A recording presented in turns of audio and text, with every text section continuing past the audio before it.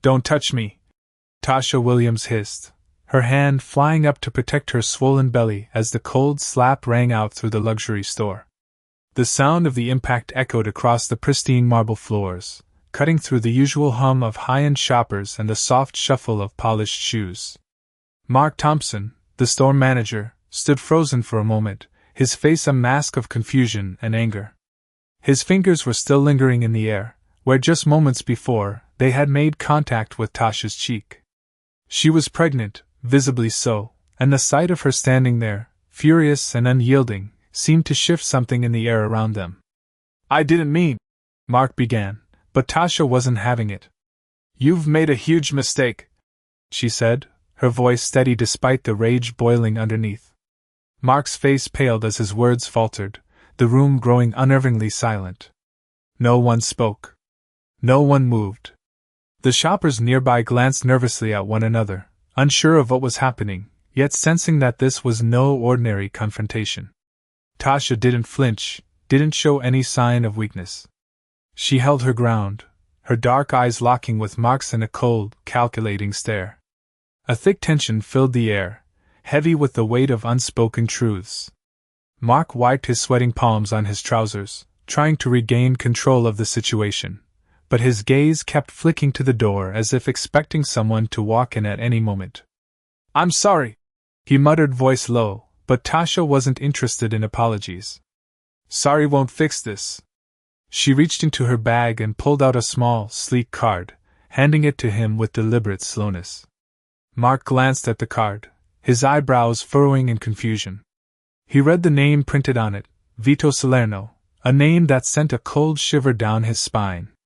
Mark had heard the rumors, the whispers of a Mafia boss who owned half of the city's high-end establishments, but he never imagined he'd be caught up in it. Take a good look at that, Tasha said, her voice suddenly eerily calm. You've just slapped the wife of one of the most dangerous men in this city. And he won't forget. Mark's heart skipped a beat as his mind raced. The blood drained from his face, and for the first time, he felt the full weight of his actions. The luxury store, with its gleaming glass shelves and flawless displays, suddenly felt too small, too confined. His feet felt like lead, and the once bustling store now seemed to hold its breath, every eye silently watching, waiting for what would come next. Tasha took a step back, her heels clicking sharply on the marble as she turned to leave. Mark's voice caught in his throat as he watched her walk out the door, every step echoing louder than the last. What had he just done? Mark stood there, staring at the card in his hand. His heart raced, and his palms were clammy. The name on the card, Vito Salerno, felt like it was burning into his skin, as if it had suddenly taken on a life of its own. His head swam with confusion and fear. This was no ordinary woman. Tasha Williams was no mere pregnant customer. She was the wife of a man who controlled entire sectors of the city. Mark's mind raced, and he took a deep breath, trying to steady himself, but the weight of his mistake was suffocating. He looked around the store, the once charming space now feeling like a cold cage. The other customers had scattered, leaving only the soft hum of the lights overhead to fill the silence. His eyes flicked back to the door, wondering if he had just made the biggest mistake of his life. The thought of what Vito Salerno might do made his stomach churn. He had heard the stories, the whispers about the Mafia boss's ruthlessness, but it was all just talk until now. Mark's phone buzzed in his pocket, and for a brief moment, he considered ignoring it. But his hand shook as he fumbled for the device, his heart skipping a beat when he saw the number flashing on the screen. It was the store's security line. He pressed the button, bringing the phone to his ear. Hello? He managed to croak, his voice barely above a whisper. Mark, we have a problem, the voice on the other end said. Someone just called in asking about the incident with the woman, Tasha Williams. The number they gave us, it's linked to Vito Salerno. Mark's chest tightened. What? Are you sure? The voice on the other end hesitated. Positive. We checked. I thought you should know. It's better you hear it from us. Mark's mind reeled, the realization settling like a heavy stone in his gut. The situation was spiraling out of control, and he was caught right in the middle of it. He hung up the phone, his hands still trembling. He thought about running, about disappearing, but he knew it was pointless. There was no escaping someone like Vito Salerno. He glanced at the clock on the wall. The store was about to close for the night, but he wasn't sure if he would make it through the evening. He had no idea what was coming next. As the last customer exited the store, Mark felt an overwhelming sense of dread. He stood there for a moment longer, frozen in place, trying to gather his thoughts. The air around him felt thick, suffocating, and he suddenly wished he had never crossed paths with Tasha Williams. The door opened again, and Mark's heart skipped a beat. He turned slowly, expecting to see the store's usual security staff or perhaps a manager from one of the other stores in the mall. But what he saw made his stomach drop. A tall man, dressed in a dark suit, stepped into the store. His presence filled the room as if he owned it, his eyes sharp and calculating. Mark instinctively stepped back, his breath catching in his throat. This man wasn't just any ordinary customer. The cold, calculating expression on his face was unmistakable. He was here for something. Mark swallowed hard, his throat dry. "Are you looking for someone?" he asked, his voice barely audible. The man's lips curled into a small, almost imperceptible smile. "Actually, I'm looking for you," he said calmly, his voice smooth but carrying an unmistakable edge. Mark felt his pulse race as he realized who this man was. The weight of the situation hit him all over again. The man took a step closer, his eyes never leaving Mark's. "We need to have a conversation," he said softly. "You've made a big mistake." Mark's mouth went dry, and for a brief moment, he thought he might faint. He had no idea how he was going to get out of this. The man continued to approach, and Mark instinctively took another step back. "I suggest you follow me," the man said, his voice now much colder. "Unless you want things to get complicated." Mark's mind raced, his thoughts a blur. He wanted to run, but the door was behind him, and the man's eyes were locked onto him with an intensity that left no room for escape. He swallowed hard, nodding slowly, his feet heavy as he took a step forward. The air was thick with tension, and Mark knew one thing for certain: he had just entered a game he couldn't win. The man led Mark through the store's back door, into the dimly lit hallway that smelled faintly of cleaning supplies. The sound of their footsteps echoed off the walls as they moved deeper into the labyrinth of storage rooms. Mark could feel the pressure mounting in his chest with each step. The man's presence was unsettling, like a storm quietly building on the horizon. His eyes were cold, unreadable, and the tension in the air was palpable. Mark's heart pounded in his ears, drowning out the soft hum of the fluorescent lights overhead. He had no idea where they were going, or what was about to happen, but he knew one thing: he had crossed a line that couldn't be uncrossed. The man finally stopped in front of a door at the end of the hallway, his hand resting on the handle. He glanced back at Mark, his lips curling into a smile that didn't reach his eyes. "You're in over your head, Mark," he said, his voice low and measured. "I'm not here to play games. You're going to tell me everything." Mark swallowed hard. His throat felt dry, and the pit in his stomach grew deeper. He didn't know how much the man knew, or how much trouble he was in, but he had a feeling this conversation was about to take a turn he wouldn't be able to control. The man pushed the door open and gestured for Mark to enter. The room inside was small and windowless, filled with only a few chairs and a table in the center. There was no one else there, just the two of them. The man walked over to the table and took a seat, folding his hands in front of him. Mark hesitated for a moment before slowly sitting down across from him. The man leaned forward, his eyes locking onto Mark's with an intensity that made his skin crawl.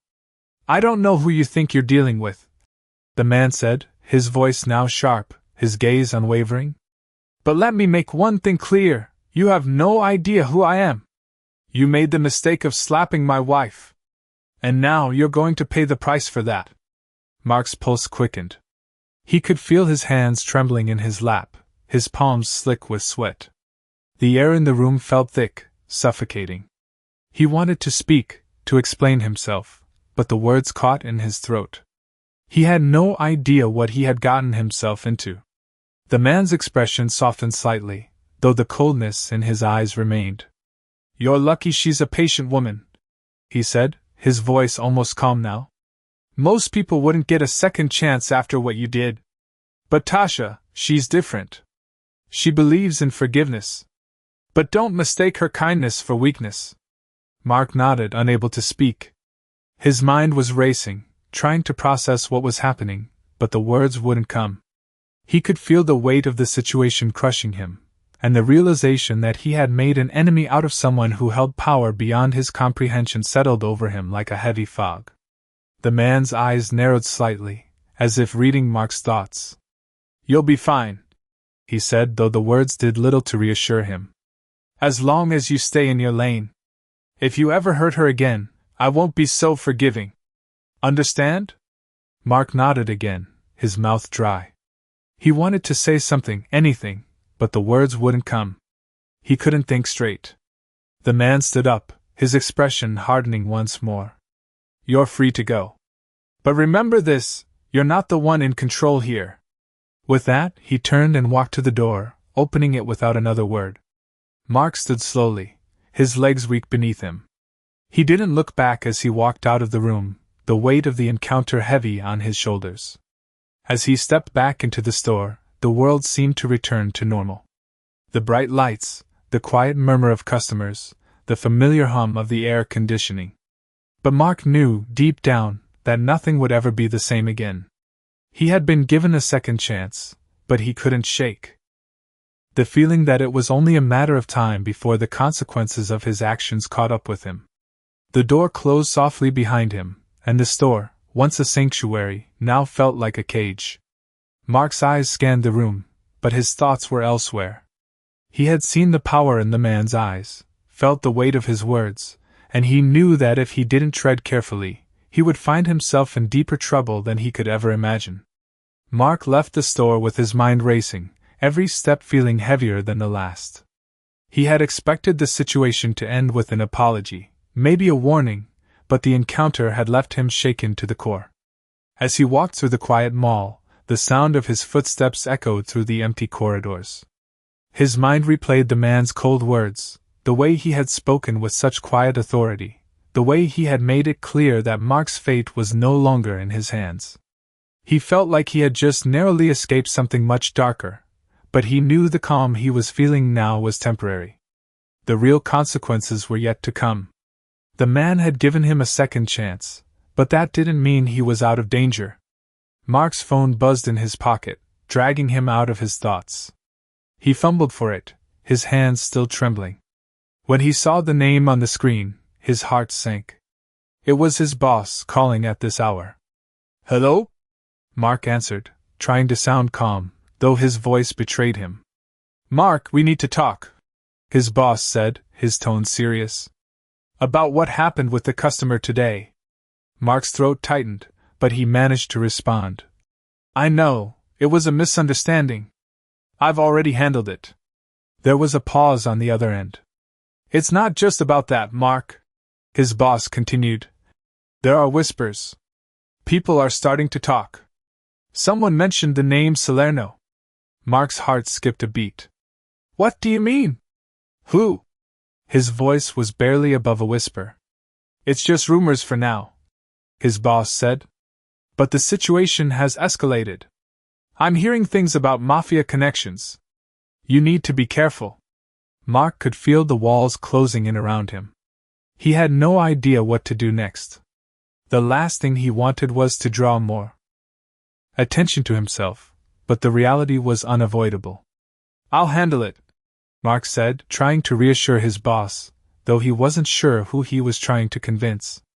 "Mark," his boss's voice softened, "don't be foolish. You're in over your head." Mark's mind raced again as he ended the call.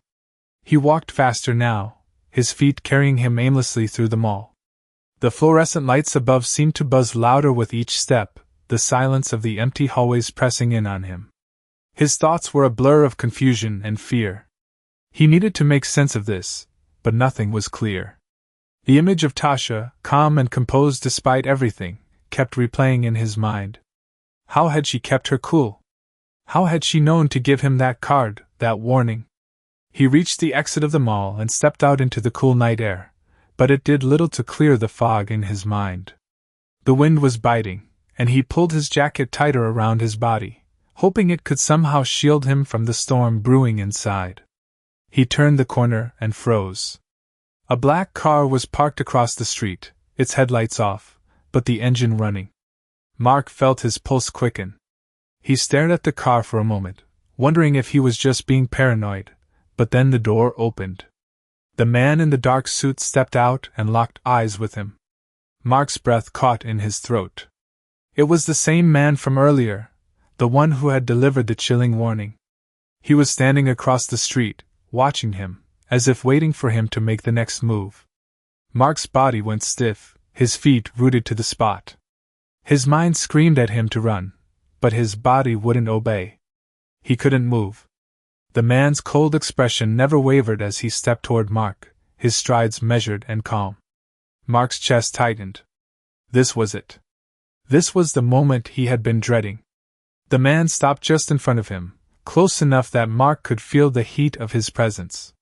He didn't speak right away, letting the silence stretch between them, thick with unspoken tension. "You think you're safe now, don't you?" the man finally said, his voice a low murmur. Mark opened his mouth to respond, but no words came out. The man smiled, a thin, almost imperceptible curve of his lips. "Don't get comfortable. This is just the beginning." Mark swallowed hard, his mind racing for a way out. But there was no escape. Not now. Not anymore. The man stepped back, his eyes never leaving Mark's. "We'll be in touch," he said simply, before turning and walking back to the car. Mark stood there, rooted to the spot, watching as the man got into the car and drove off into the night. His body was trembling, and his thoughts were a blur of fear and confusion. He couldn't escape this. He couldn't escape him. He wasn't in control anymore. Mark couldn't shake the feeling that his life was unraveling with each passing moment. The man in the dark suit had left him with more questions than answers, and the lingering sense of dread weighed heavily on his chest. He had expected a brief encounter, a stern warning, and maybe a quick apology, but instead, he found himself entangled in something much bigger than he could comprehend. The car had disappeared into the night, and Mark stood there for a long moment, staring into the empty street, his thoughts a whirlwind of fear and confusion. He had tried to convince himself that he could handle this, that he could move on and continue his life as if nothing had happened, but the reality was sinking in. He was no longer in control. His hands trembled as he walked back to his apartment, each step feeling like it took him further from any semblance of normalcy. The world seemed to close in around him. Every passing person, every car on the street, every sound in the night suddenly felt like a threat. The hallway of his building was quiet, the dim lighting casting long shadows along the walls. Mark's footsteps echoed as he made his way to his door, the heavy silence of the night pressing down on him. He reached for his keys, his hands still shaking, and unlocked the door. As he stepped inside, he was greeted by the familiar sights of his small apartment, nothing special, but it had always been his sanctuary. But now, even the comfort of home felt foreign. He shut the door behind him and locked it, taking a deep breath as he leaned against the frame. The weight of the day seemed to collapse on him all at once, and he allowed himself a moment to close his eyes and gather his thoughts. His phone buzzed again in his pocket. He hesitated before pulling it out, his heart rate quickening as he saw the name on the screen. It was his boss again. He took a deep breath and answered. "Hello? Mark, where are you?" His boss's voice was sharp, urgent. "I've been trying to reach you all day." Mark's throat tightened, but he tried to keep his voice steady. "I'm at home. I just had some things to take care of."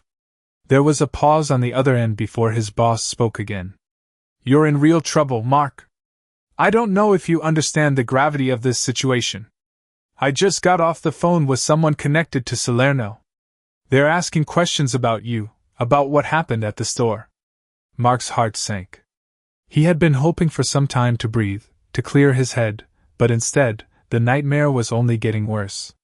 "What do you mean?" Mark asked, his voice low. "I mean they're not going to let this go. You need to stay low. Lay low for a while. I don't care how you do it, just stay out of sight." Mark could feel the panic rising in his chest. "What am I supposed to do? I'm not your counselor, Mark. But you need to understand, you've made a dangerous enemy. And you won't be able to fix this on your own." The line went quiet for a moment, and then his boss added, "Just do yourself a favor, and don't make this worse." Mark swallowed hard, his mind racing. He hung up without another word, the phone slipping from his hand as he sat down heavily on his couch. The room was spinning, and he struggled to catch his breath. His boss's words echoed in his mind. He had made a dangerous enemy. The realization hit him like a punch to the gut. He was in deep now. There was no going back. He had no idea what the next step was, but it didn't matter. Nothing mattered anymore. He could feel the walls closing in, the silence of his apartment now suffocating, and he realized just how alone he was in this mess.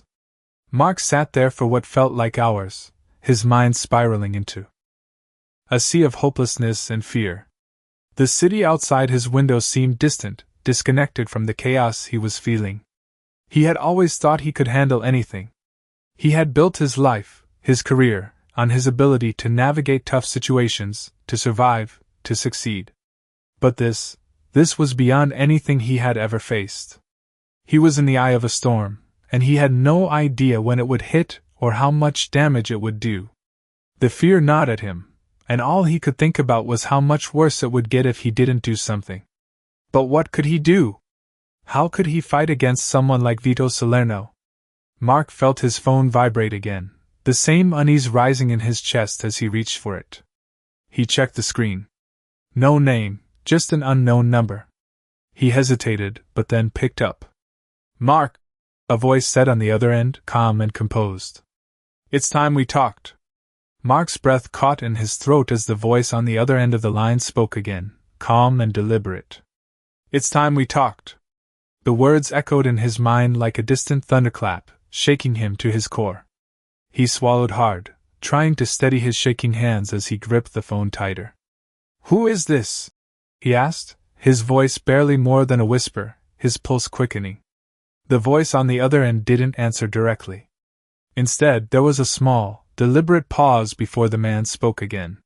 "You've been avoiding me, Mark. That's not smart." Mark's stomach dropped. The man's voice was smooth, almost too smooth, with an underlying edge that sent a chill down his spine. He had heard that voice before, in the cold, sterile hallway behind the store, the same man who had made it clear that he was in deep trouble. "What do you want?" Mark forced himself to ask, even though he already had a sinking feeling he knew the answer. "I think you know what I want," the man replied. "You've been treading in dangerous waters, Mark. But now you're going to help me, and you're going to do exactly what I say." Mark's heart pounded in his chest as the man's words settled over him like a heavy blanket. The room suddenly felt smaller, the walls closing in. He tried to steady his breath but failed, the fear coursing through him like a tide he couldn't escape. "I don't know who you think you are," Mark managed, his voice thick with a mix of fear and defiance. "But I'm not some pawn for you to use." The man's laugh on the other end was low, cold, and without humor. "You're already a pawn, Mark. You just haven't realized it yet." Mark's mind raced, trying to think of a way out, but everything felt hopeless. He was trapped in a game he never agreed to play, and the stakes were higher than he could fathom. The silence on the other end of the line grew thick as Mark struggled to find his next words. The man's presence was suffocating, even through the phone. "You have no idea what you're up against," the man said after a long pause, his tone now eerily calm. "I don't think you understand the power you're dealing with. You've already crossed a line, Mark. There's no going back now." Mark's mind raced as he tried to make sense of what was happening, but his thoughts felt muddled. "What do you want me to do?"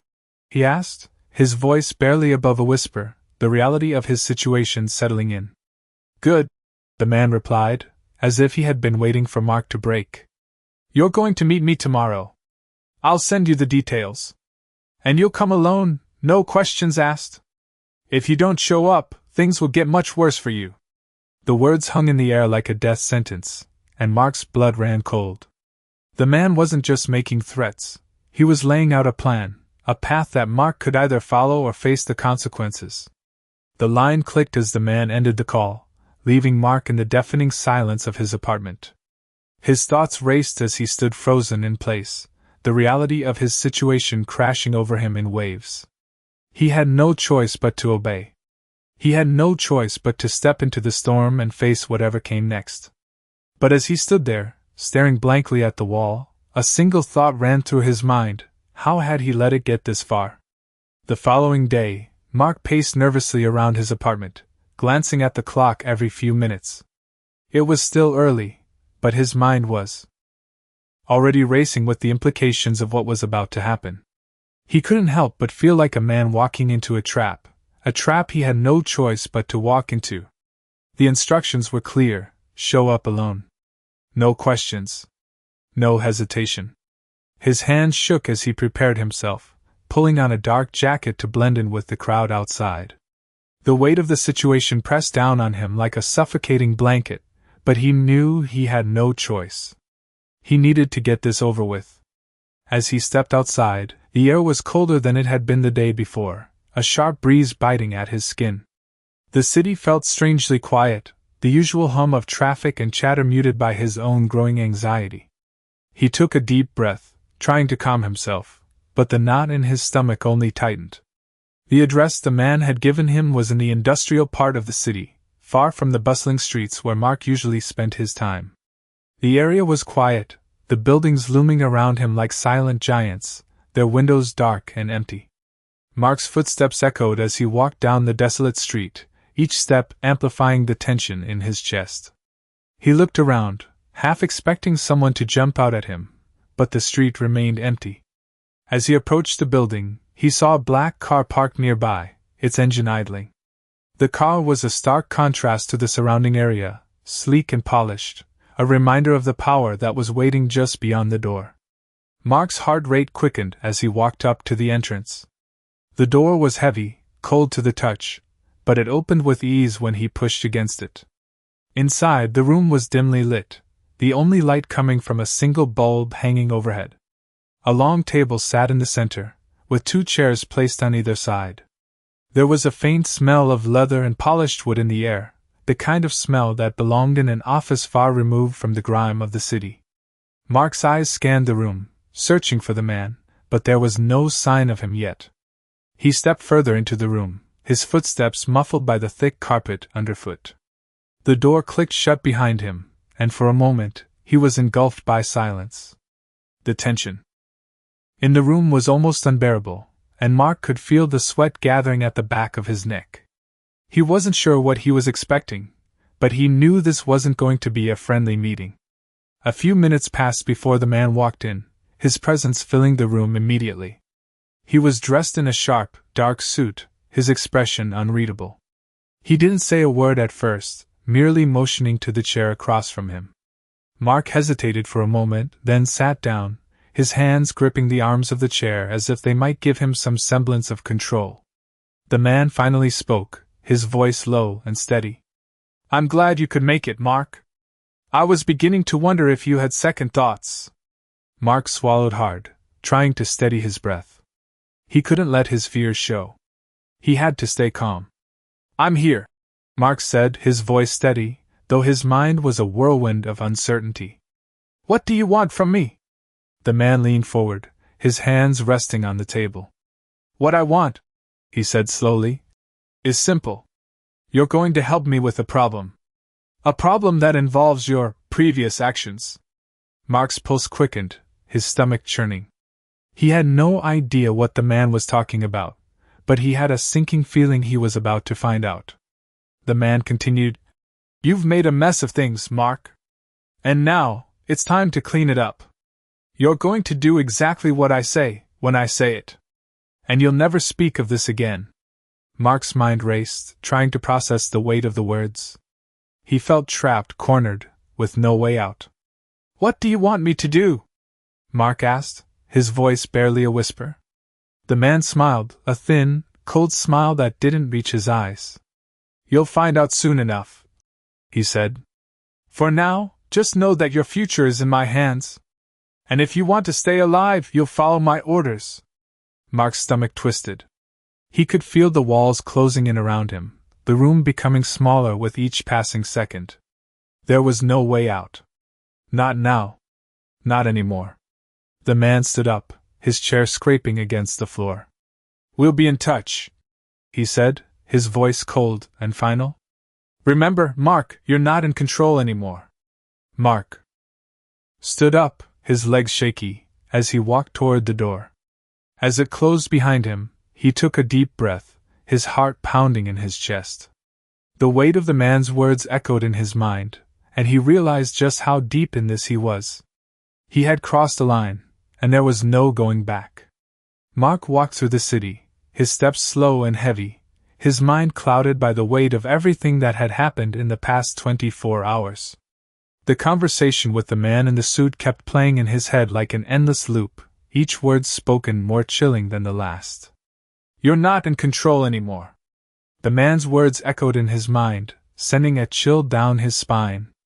Mark had always prided himself on being in control of his own life. He had worked hard to get to where he was, never depending on anyone, always making his own decisions. But now, he was caught in something he didn't understand, something that was spiraling out of his control. The quiet hum of the city seemed distant now. He barely registered the passing people, the honking of horns, or the flashing billboards. His world had shrunk to the echo of his own thoughts, his heartbeat pounding in his ears. As he walked, his eyes kept flicking to his phone, expecting it to ring at any moment, expecting the next order to come through. But nothing. The silence was suffocating. It had been hours since the meeting, and still, no call, no message. Mark tried to convince himself that maybe he had overreacted, that maybe it wasn't as bad as it seemed. But deep down, he knew the truth. There was no escape. He couldn't run from this. The weight of the Mafia's reach was too great, too vast. And now, he was caught in its grip. He pulled his phone out of his pocket, checking the screen again, still nothing. He wondered if the man in the suit was playing with him, making him wait, testing his nerves. He could almost feel the man's gaze on him from behind the darkness of the city. Mark stopped at a crosswalk and looked across the street. He had no clear destination, no plan, no sense of direction. He just needed to keep moving to stay busy, to keep his mind from spiraling out of control. The light changed, and he crossed the street without thinking, his feet moving automatically as his mind raced through 1,000 scenarios. He could call the police. But he knew that would only make things worse. Vito Salerno wasn't the type of man who could be threatened by the law. He could try to disappear, leave the city, go somewhere far away.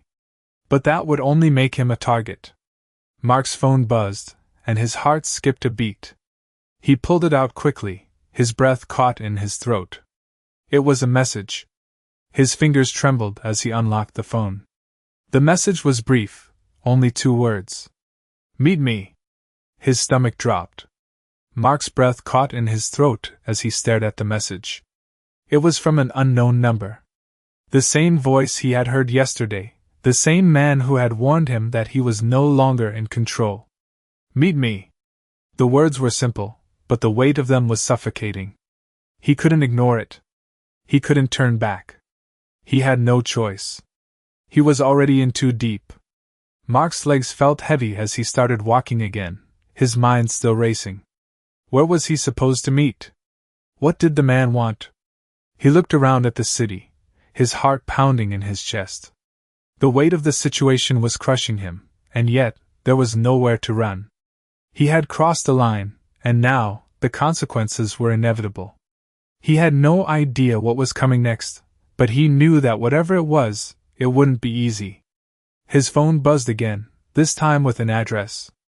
Mark looked at it, his stomach twisting. It was in a part of town he had never been to before, deep in the industrial district, far from the city's usual bright lights and busy streets. The message ended with a time, 7 p.m. Mark glanced at his watch. He had less than 2 hours. His heart was racing now, his thoughts in chaos as he turned down a side street. He had no idea what to expect, but he knew one thing for sure: he was walking into something far darker than he had ever imagined. Mark stood at the edge of the industrial district, the streets eerily quiet. The buildings around him were tall, looming like silent sentinels in the dark. The light from the street lamps cast long shadows across the cracked pavement, the air thick with the smell of oil and rust. He had arrived early, his nerves eating at him as he paced, waiting for the time to tick down. 7 p.m. He checked his watch for the 100th time. His breath came out in small puffs, visible in the cold night air. His mind raced, thoughts colliding with the weight of what was about to unfold.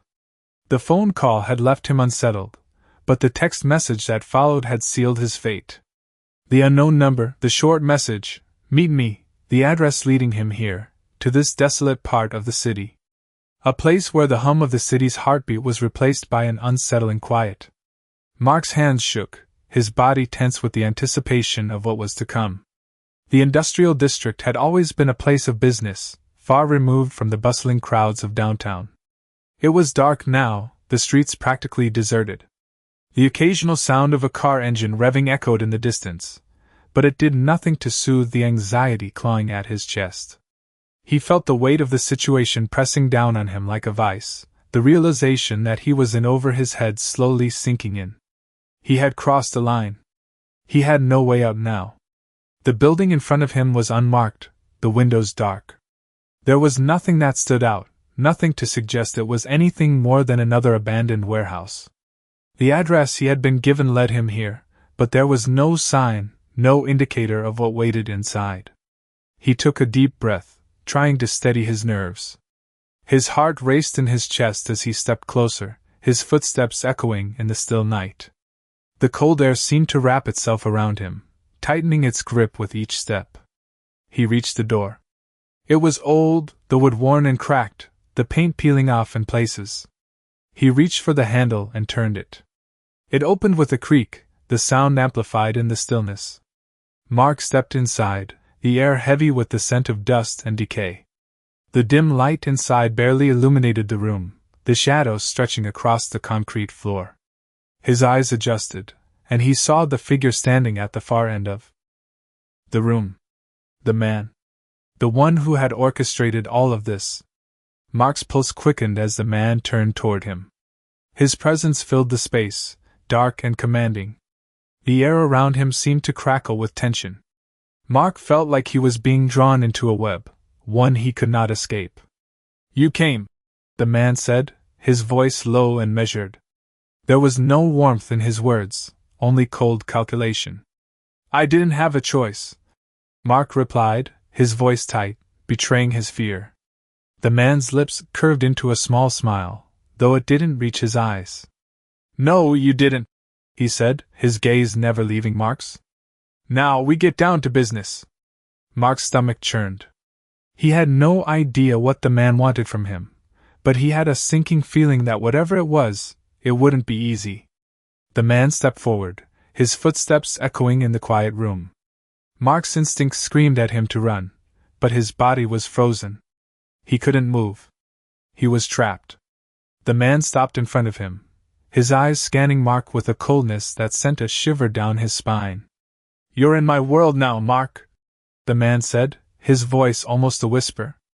"And in my world, people make choices. You made yours." Mark swallowed hard, his throat dry. "What do you want from me?" he asked, the words barely escaping his lips. The man didn't answer immediately. Instead, he took a step back and surveyed Mark with a look of cold amusement. "What I want," he said slowly, "is simple. You're going to help me. Whether you like it or not." Mark's heart raced as the weight of the man's words settled in. He knew he couldn't fight back, couldn't run. His options were gone. This was his reality now. He had crossed a line, and there was no turning back. The man stepped even closer, his presence overwhelming. You're mine now, Mark. And you will do exactly what I say. If you don't, the consequences will be unpleasant. Mark felt a cold sweat forming on the back of his neck. He had never been this afraid in his life. But he knew deep down that the man wasn't lying. There was no escape. Not anymore. His fate was sealed. The man's smile faded, replaced by an expression of cold determination. You'll find out soon. Enough what happens next. But for now, just remember this, you have no power here. You belong to me.